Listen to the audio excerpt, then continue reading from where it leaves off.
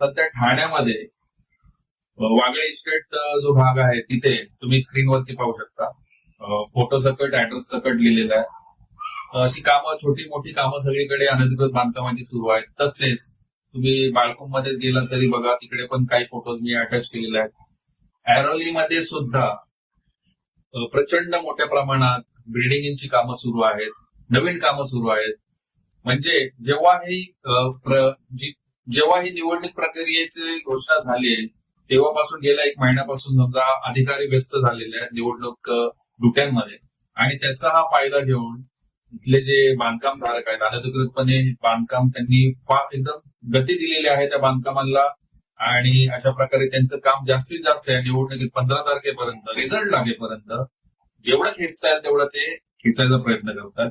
तर हे बनता वेळेस सुरुवातीला पहिला दुसरा माळा असताना कारवाई व्हायला पाहिजे किंवा थांबवलं गेलं पाहिजे ते काम. अधिकारी चक्क 7-8 माळ्याची बिल्डिंग होईपर्यंत किंवा पूर्णपणे बांधकाम व्हायची वाट पाहतात. तोपर्यंत आपल्या जो पत्रव्यवहार केलेला असतो, आमच्यासारख्या सामाजिक कार्याने पत्रव्यवहार केलेला असतो किंवा आरटीआय केलेला असतो, त्याला विलंब करतात मुद्दामून. कारण इमारत ही पूर्णपणे भरली गेली, एकदा परत त्याच्यामध्ये लोक राहायला आली तर ती केवळ कोर्टाच्या आदेशानेच खाली होते. आणि ही स्ट्रॅटेजी आहे महानगरपालिकेच्या भ्रष्ट नालायक अधिकाऱ्यांची. कारण ते पूर्ण बिल्डिंग भरेपर्यंत वाट पाहतात.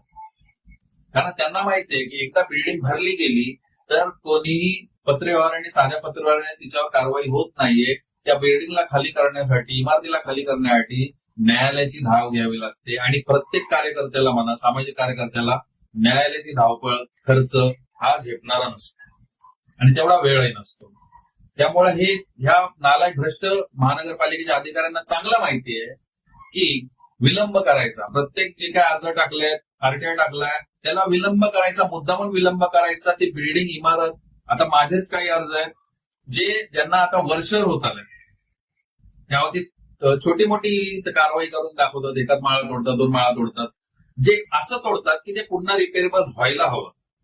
असं का करतात हे महानगरपालिका कर्मचारी, अधिकारी, सहाय्यक आयुक्त म्हणा, हे का असं करतात? कारण त्यांना प्रचंड प्रमाणात यामधून फायदा झालेला असतो, आर्थिक फायदा झालेला असतो. एका बिल्डिंगच्या मागे, एका फ्लोअरचा जो आहे रेट सध्या चालू आहे 10 ते 15 लाख रुपये एका फ्लोअरचा रेट हा मार्केटमध्ये ह्या कमिशनर लेवलपर्यंत, आयुक्त लेवलपर्यंत दिला जातो. हे मी ऐकू आहे. पण हे सगळं आपल्याला सिद्ध होतं कारण वारंवार कंप्लेंट किंवा न्यायालयाचे आदेश असताना सुद्धा ह्या अनधिकृत इमारती ह्या तोडल्या जात नाहीये.